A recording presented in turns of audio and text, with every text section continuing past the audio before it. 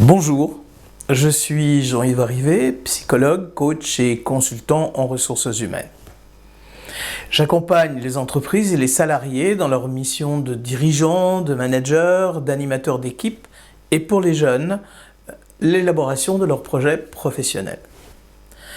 J'ai plaisir à vous retrouver en cette période de crise sanitaire qui est certes difficile, mais qui peut offrir quelques bénéfices secondaires dans le monde du travail. En effet, beaucoup d'entreprises apprennent à s'adapter, à développer une agilité organisationnelle et changer dans leurs relations avec les collaborateurs. De la même façon, les pratiques managériales évoluent un peu partout. Parmi ces évolutions, on parle maintenant, pour qualifier le comportement de certains responsables, d'une démarche proactive. Je vous propose de découvrir ensemble de quoi il s'agit, d'identifier les environnements favorables et les risques éventuels d'une telle approche.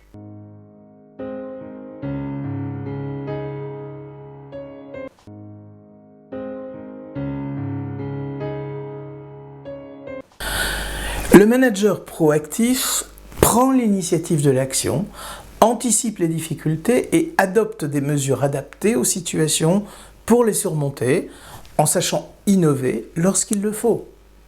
Pour lui, une menace peut aussi être une opportunité. Il anticipe les conflits et les crises. Il sait créer des occasions nouvelles. Il essaie toujours de faire le mieux possible avec le minimum de ressources nécessaires. Il peut modifier ponctuellement une règle si cela est utile, en veillant bien sûr à ne léser personne et à communiquer sur le sens de sa décision et les résultats attendus. On voit bien la différence avec le manager conformiste, celui qui fait ce qu'il faut pour réaliser les objectifs en appliquant des directives, des procédures. Il est facilement dans des routines et évoque régulièrement ce qui marchait bien auparavant.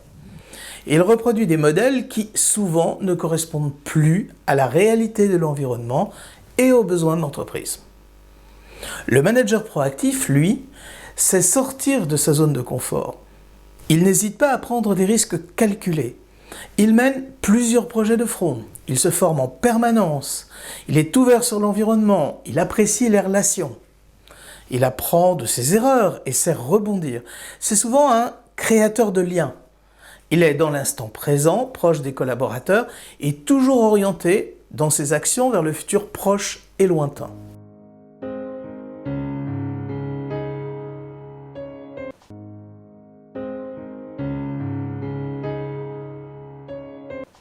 On comprend bien que cette démarche globale ne peut être mise en place efficacement que par un dirigeant ou un comité de direction.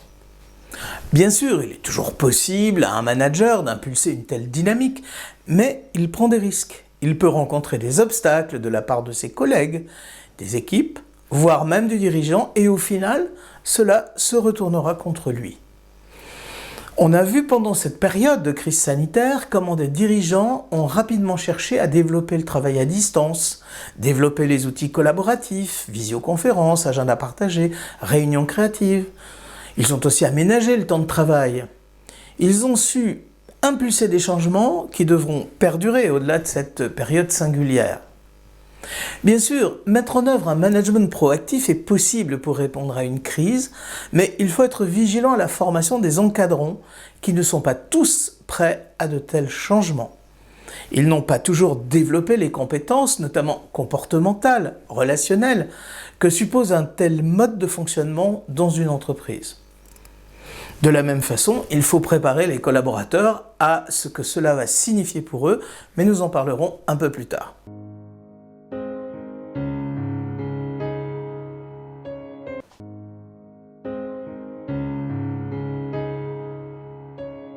L'un des principaux facteurs de cette réussite est pour moi le capital de confiance dont jouissent les dirigeants et les managers de l'entreprise. Même si le management est plutôt conformiste, certains critères peuvent être favorables au changement. Si on a un comportement respectueux vis-à-vis des personnes, une communication efficace, la valorisation des réussites, une bonne formation des équipes, et de l'accompagnement lorsque c'est nécessaire, le terrain est favorable. Néanmoins, S'il est possible d'embarquer tout le monde, notamment dans une situation de crise, car les salariés, ne l'oublions pas, craignent également pour la survie de leur emploi, il faut être vigilant à poursuivre la démarche et à prendre le temps de la consolider par la suite. Un autre facteur, c'est la stabilité de l'emploi dans l'entreprise, avec un socle de salariés jeunes et moins jeunes qui ont appris à travailler ensemble, où la parité est respectée et où les compétences sont valorisées. Clairement, lorsqu'un effectif est composé à 50% d'intérimaires ou de stagiaires, que le turnover est important, il est difficile de déployer l'approche proactive avec pertinence et efficacité. J'ajouterai enfin la cohérence managériale depuis le sommet jusqu'au management de proximité.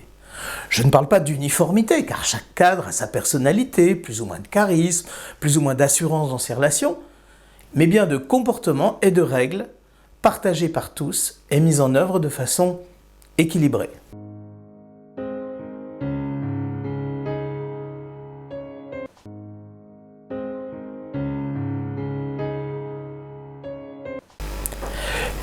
Les limites se comprennent aisément, je pense, au travers de mes premières réponses. Il n'y a pas de démarche proactive sans collaborateurs motivés, compétents dans leur poste, mais aussi sans responsables respectueux de l'humain dans une entreprise pour qui la qualité de vie au travail, la responsabilité sociale ne sont pas de simples slogans répondant à des obligations légales ou à des modes venus d'ailleurs. Mais il faut regarder plus loin. Il faut aussi qu'à l'échelle d'une société, on fasse évoluer un système éducatif où la relation maître-élève à tous les âges ne pousse qu'à reproduire des systèmes conformistes où l'on applique des règles, sans même les comprendre parfois, où on ne développe pas les intelligences multiples telles que nous les décrit très bien Howard Gardner, où on ne permet pas l'épanouissement des compétences et l'expression de l'autonomie et de la motivation personnelle.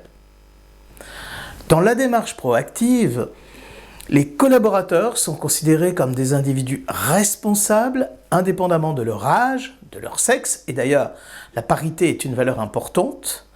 Seuls comptent les compétences, l'adaptabilité, l'envie d'apprendre, de progresser et la réussite collective.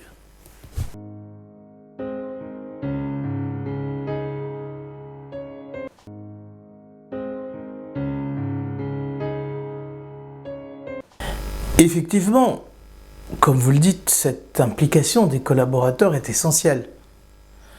J'ai déjà en partie répondu sur la dimension sociétale, car l'entreprise doit aussi faire avec les travailleurs qui sortent du moule du système éducatif. Au niveau local, cela passe par une culture d'entreprise qui affiche et encourage des valeurs telles que la confiance, le respect, l'autonomie, la responsabilité individuelle. Ceci se communique dès l'entrée dans l'entreprise, dans la période d'intégration qui est essentielle, par un travail d'accompagnement et d'acculturation mené à la fois par le manager à l'arrivée d'un salarié dans son service, mais aussi en lien avec l'équipe en charge des ressources humaines. Mais il ne faut pas négliger également la reconnaissance de ses compétences individuelles, relationnelles, émotionnelles même. Elle doit figurer clairement dans les évaluations annuelles et être mesurée avec des indicateurs, tout comme on le fait pour l'atteinte des objectifs de production et idéalement avoir un impact sur la rémunération. Il faut valoriser les collaborateurs qui savent sortir des sentiers battus, remettre rapidement en cause une méthode de travail pour s'adapter aux besoins, prendre des initiatives et donc parfois des risques, calculés bien sûr. Tous ne sont pas prêts à cela, et certains même disent carrément qu'ils ne sont pas payés pour ça, que leur travail se limite à réaliser les tâches précises qui leur sont confiées en suivant des règles ou des procédures. C'est cette vision qui doit changer. Donc, on le voit, la démarche proactive s'inscrit dans une philosophie de l'entrepreneuriat et je dirais même de l'intrapreneuriat. Espérons que nombre de créatrices et de créateurs d'entreprises marocaines se sentiront attirés par cette approche innovante du management. Rappelons pour conclure que les salariés impliqués, motivés, reconnus dans leurs compétences par la hiérarchie sont souvent plus productifs et moins absents. Il y a donc une vraie création de valeur ajoutée pour la compagnie, mais aussi l'occasion pour les salariés de renforcer leur capital compétences et d'évoluer professionnellement. Qu'on se le dise,